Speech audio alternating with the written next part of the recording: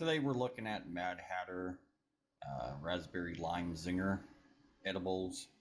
I tried some of these last night. Now for myself, I'm usually a heavy hitter when it comes to these guys. I took about 5 of them. Should have been about 50 milligrams. I was kind of barely feeling it at that point. Now again, it could just be myself.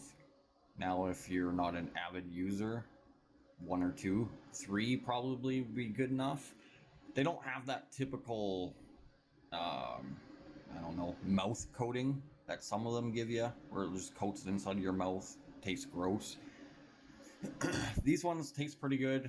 You don't taste any type of cannabis. There's no gross, real aftertaste or anything to it. There is some sort of acidic, sour tone to the candies that can kind of get you a little bit, but other than that, I find them flavor-wise to be pretty good when it comes to gummies. I've had some other ones as well, and they haven't been as good, but yeah, these ones are pretty decent. The back of the package, you guys can take a look at that as well, but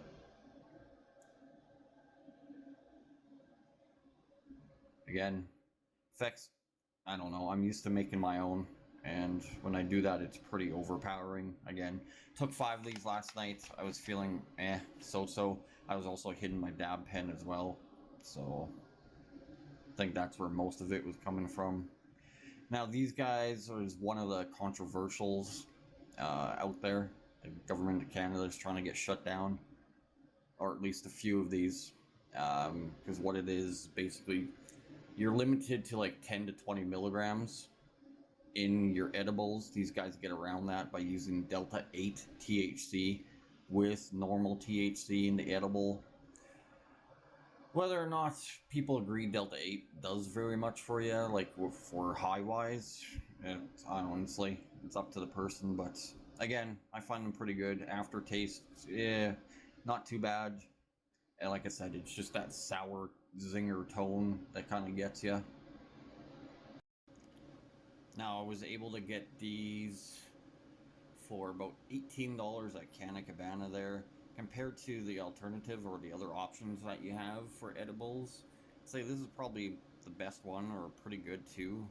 Most edibles you're looking at, I don't know, $8, $12, whatever it is, and you get like 2 or 3 edibles equaling like what, 2.5 milligrams THC in each one. That's not a whole heck of a lot to do much for anyone. Again, if you're just a beginner, those little edibles, meh, those might do something for you, but again, if you smoke every day or do anything like that, they ain't gonna do jack shit to you. Whereas again, with these ones, the Delta8 and THC, or Delta8 THC, that again, that is a debate whether or not you actually think it does very much if you are looking for that high. But anyways, I would definitely try buying again compared to the alternatives and see. But yeah, to each their own, and enjoy. This is what they look like. Just little jelly squares covered in some sort of sugar or sweetener of some kind. Nothing too fancy here with them.